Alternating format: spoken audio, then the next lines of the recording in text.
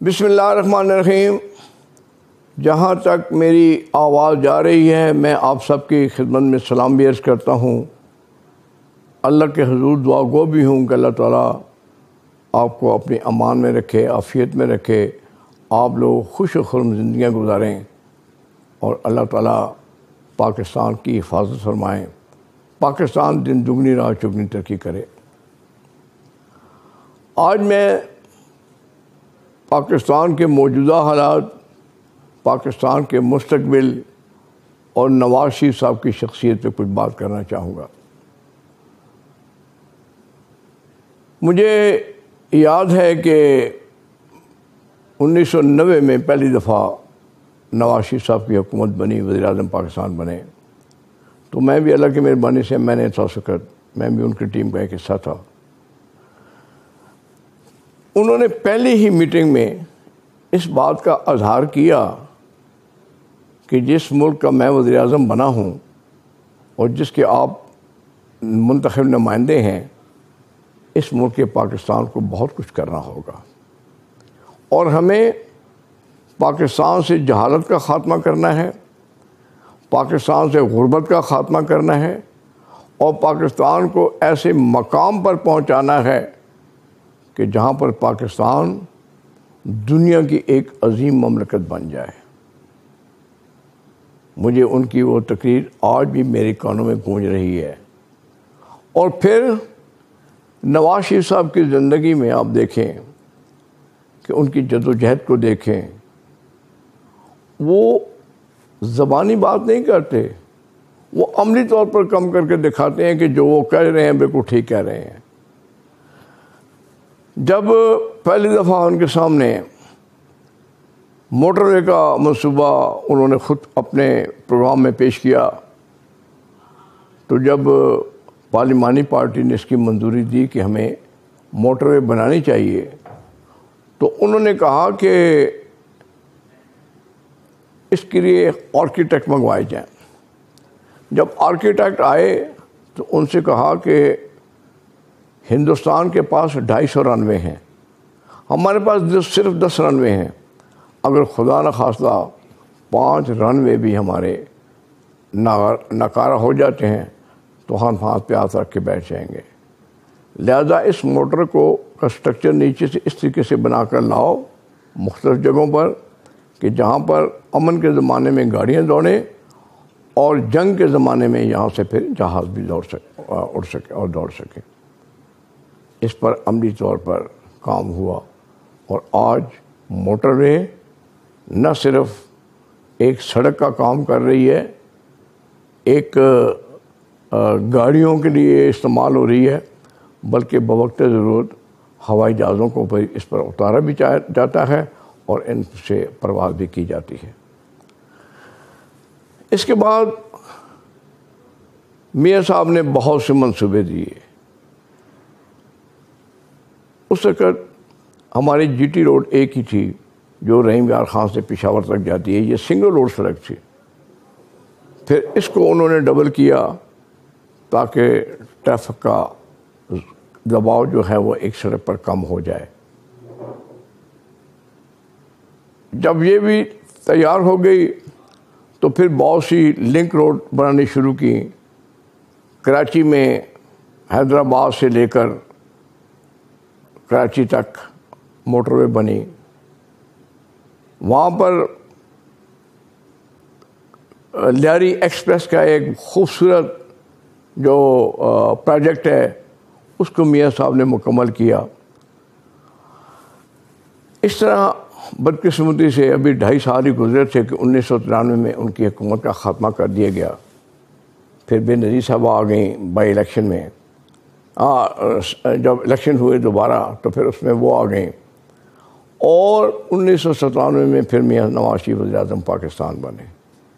تو پھر وہ جو 1993 میں ترقی کا عمل جہاں سے چھوڑا تھا وہیں سے پھر شروع کیا، وہیں سے آغاز کیا، بہت سے منصوبوں کو پایہ تکمیل تک پہنچایا، ملک سے دہشت گردی کا خاتمہ کیا، ملک میں امن و امان قائم کیا، اور اس طرح ان کی قیادت میں یہ ملک آگے بڑھتا چلا گیا۔ اب صورتحال یہ ہے کہ اس کے بعد 99 میں مارشل لا لگا دیا گیا اور بڑی قوتوں نے نواز شریف صاحب کا راستہ اس لیے روک لیا کہ انہوں نے پاکستان کو ایٹمی ملک کیوں بنایا ہے. اس پہ بڑی طاقتیں ناراض تھیں. انہوں نے ہمارے کچھ لوگوں کو خود استعمال کیا اور ملک کے اندر سے ایک بغاوت کھڑی ہوئی اور ملک کے اندر مارشل لا نافذ کر دیا گیا. یہ کس بات کی سزا تھی نواز شریف کو؟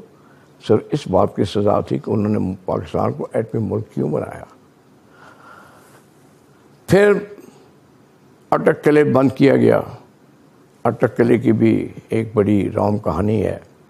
میں انشاءاللہ جو ہی مجھے فراغت ملتی ہے میں ایک کتاب لکھنی شروع کروں گا جس میں نواز شریف صاحب کی پوری کہانی، راولپنڈی اڈیالہ جیل کے واقعات، لاہور کوٹ لکھپت کے جو واقعات ہیں، اٹک قلعے کے واقعات، شہباز شریف صاحب کا، حسین نواز کا اٹک جیل میں آنا، یہ سب کچھ انشاءاللہ میں اپنی کتاب میں تفصیلی ایک لکھوں گا.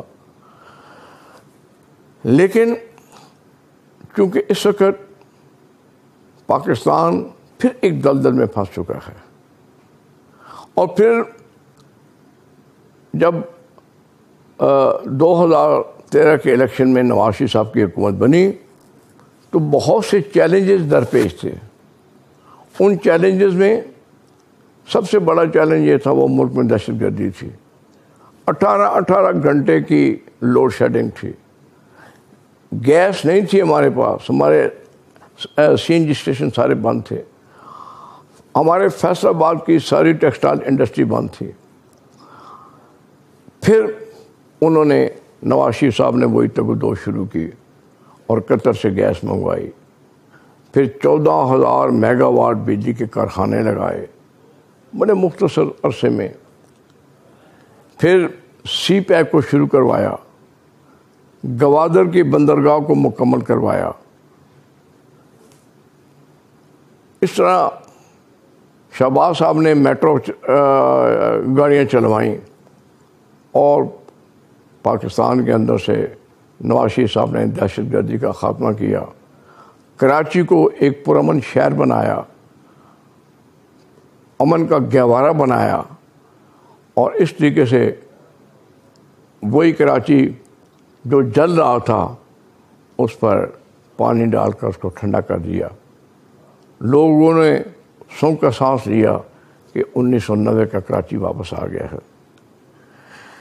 لیکن پھر ایک شخص جس کو استعمال کیا گیا، عمران خان کو، وہ سامنے آیا.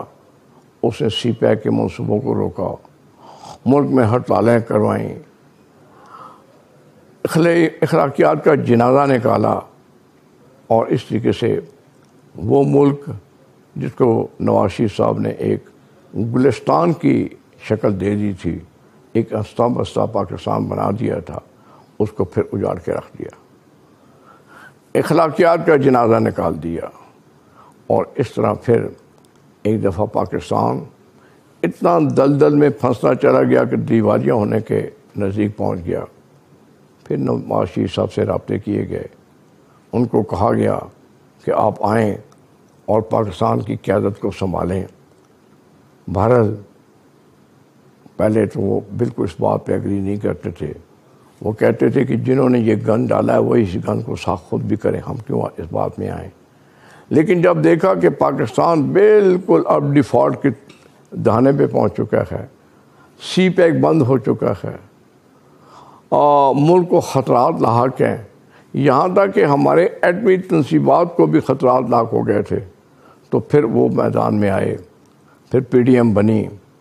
اس میں ملک کے جتنے بھی سیاستدان ہیں چونکہ وہ محب وطن ہیں، انہیں اس ملک سے پیار ہے، وہ اکٹھے ہوئے اور پی ڈی ایم کے پلیٹ فارم سے پھر ایک دفعہ حکومت قائم کر دی گئی اور شہباز شریف وزیر اعظم بن گئے. اس 16 مہینے کے مختصر عرصے میں شہباز شریف صاحب نے رات دن کام کیا، رات دن محنت کی اور اللہ کے کرم سے پاکستان کو ڈیفالٹ سے بچا لیا. اس بات کو تو وہ خود بھی تسلیم کرتے ہیں کہ بجلی بہت مہنگی ہو گئی ہے.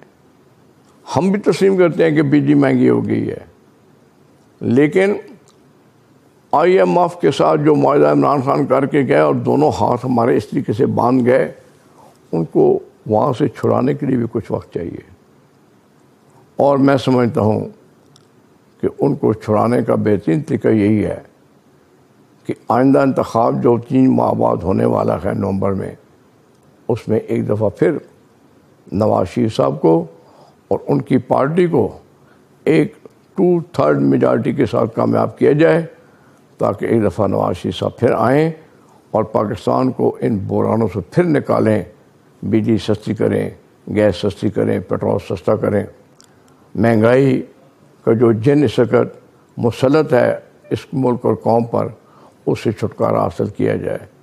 یہ سب کچھ کرنے کا وقت ہے، اور اگر آپ پورے پاکستان میں نظر دوڑائیں تو میرے خیال میں نواز شریف صاحب کے علاوہ آپ کو کوئی قیادت ایسی نہیں ملے گی جو پاکستان کو ان بحرانوں سے نکال سکے، اور پاکستان کو پھر ایک دفعہ وہ پاکستان بنانے کی کوشش کریں جن کا خواب قائد اعظم صاحب نے دیکھا تھا۔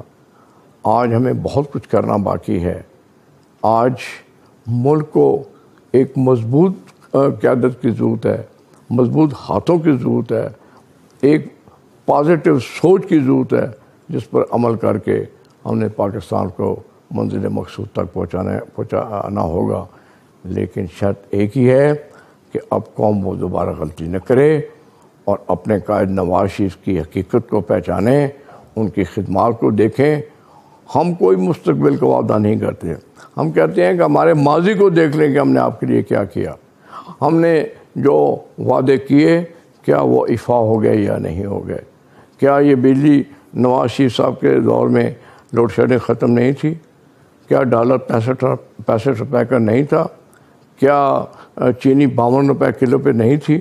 تو یہ سب کچھ آپ کے سامنے ہے، قوم کے سامنے ہے، اب قوم کو سوچنا ہوگا۔ اور ویسے بھی میرا تو اس بات پر ایمان ہے کہ اس ملک کی بقا شریف خاندان کے ساتھ وابستہ ہے، اور یہ ہمارا فیصلہ نہیں ہے، میں سمجھتا ہوں یہ ہمارے پروردگار کا فیصلہ ہے۔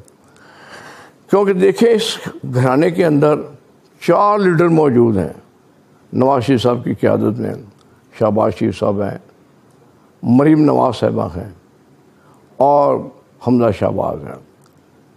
ان 16 مہینوں میں شہباز صاحب نے جو محنت کی بطور وزیر اعلیٰ پنجاب، جو محنت کی وہ بھی ساری دنیا کے سامنے ہے، اور مشکل ترین وقت میں مریم صاحبہ نے جس طرح اس قوم کا ہاتھ تھاما، جس طریقے سے ملک کی قیادت کی، وہ بھی میں سمجھتا ہوں کہ ایک مضبوط اور فولادی ہاتھ ہی کر سکتے ہیں، جس کا کردار مریم صاحبہ نے ادا کیا۔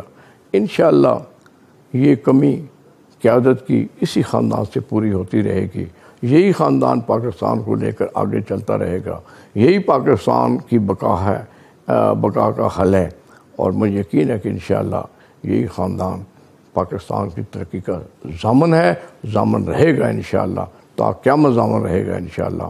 اور مجھے تو خود تو سچی بات ہے نواز شریف صاحب کے ساتھ ایک عقیدت کی حد تک پیار ہے، محبت ہے، اور مجھے اس بات پر بھی خوشی ہے کہ میں نے نواز شریف صاحب کے ساتھ ایک دن سیاست کا آغاز کیا تھا، اور اللہ کا شکر ہے کہ آج بھی میں اس پر قائم دائم ہوں۔